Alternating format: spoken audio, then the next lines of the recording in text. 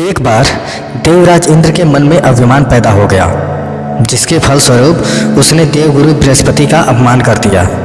उसके आचरण से क्षुब्ध होकर देवगुरु इंद्रपुरी छोड़कर अपने आश्रम में चले गए।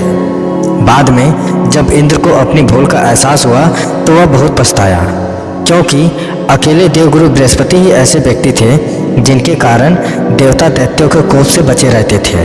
पश्चाताप करता इंद्र देवगुरु को मनाने के लिए उनके आश्रम में पहुंचा। उसने हाथ जोड़कर देवगुरु को प्रणाम किया और कहा, आचार्य, मुझसे बहुत बड़ा अपराध हो गया था।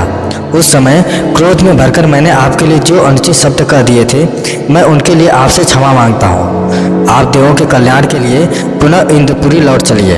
हम सारे देव मिलकर आपकी भली भांति सेवा करेंगे। इंद्र का शेष वाक्य अधूरा ही रह गया, क्योंकि देवगुरु अपने तपोबल से अदृश्य हो चुके थे। इंद्र ने उनकी बहुत खोज की, किंतु जब गुरुदेव का कुछ पता नहीं चला तो थक हार कर वह इंद्रपुरी लौट गया। दैत्य गुरु शुक्राचार्य ने जब यह समाचार सुना तो उन्होंने दैत्यों से कहा, दैत्यों, यही अवसर है जब तुम देवलोक पर अधिकार कर सकते हो। आचार्य बृहस्पति के चले जाने के बाद देवों की शक्ति आधी रह गई है। तुम लोग चाहो तो अब आसानी से देवलोक पर अधिकार कर सकते हो। उचित अवसर पाकर राक्षस राज वृतासुर ने अमरावती में पहुंचकर देवों का विध्वंस करना शुरू कर दिया।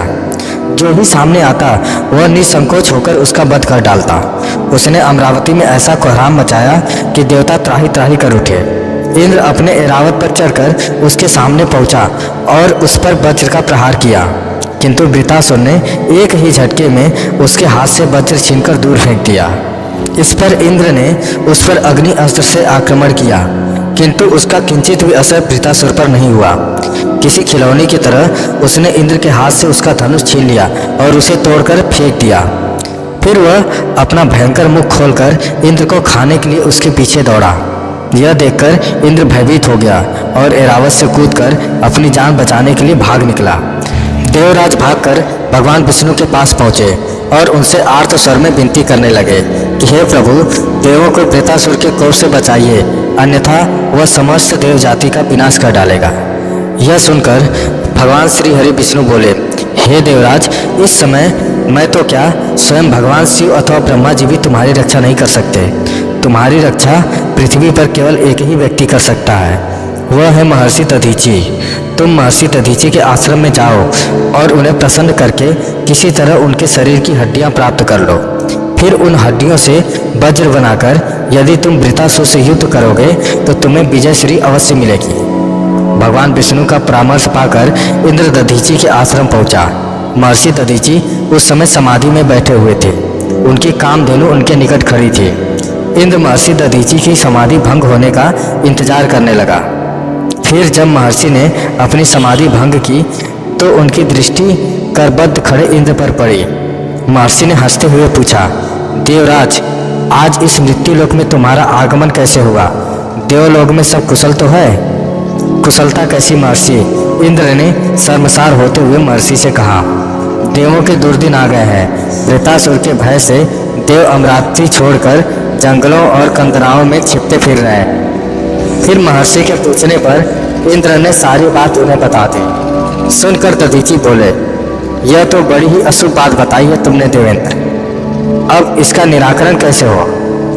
महर्षि, मैं भगवान विष्णु के पास गया था। इंद्र बोला।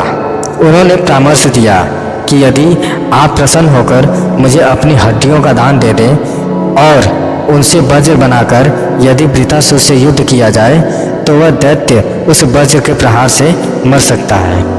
हे ऋषि श्रेष्ठ, देवों पर कृपा करके अपनी अस्थियों का दान दे दीजिए। देवेंद्र, महर्षि दधीची बोले, यदि मेरी अस्थियों से मानव जाति एवं देव जाति का कुछ हित हो सकता है तो मैं सहर्ष अपनी अस्थियों का दान देने के लिए तैयार हूँ। तत्पश्चात अपने शरीर पर मिष्ठान का लेपन करके महर्षि समाधिष्ठ होकर बैठ गए। कामधेनु ने उनके शरीर को चाटना आरंभ कर दिया। कुछ ही देर में उनके शरीर की त्वचा, मांस और मज्जा उनके शरीर से विलग हो गए।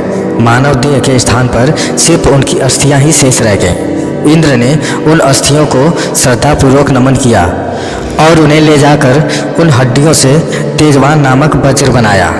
तत्पश्चात वज्र के बल से उसने वृत्तासुर को ललकारा। दोनों के मध्य भयंकर युद्ध हुआ, लेकिन वृत्तासुर तेजवान वज्र के आगे देर तक नहीं टिक पाया। इंद्र ने वज्र के प्रहार से उसका वध कर डाला और देवताओं को उसके भय से मुक्ति मिल गई। तो दोस्तों, महर्षि दधीचि के त्याग की यह कथा आपको कैसी लगी हमें कमेंट करके ज़रूर बताएं। अगर अच्छी लगी तो शेयर करें, सब्सक्राइब करें और लाइक करें। धन्यवाद।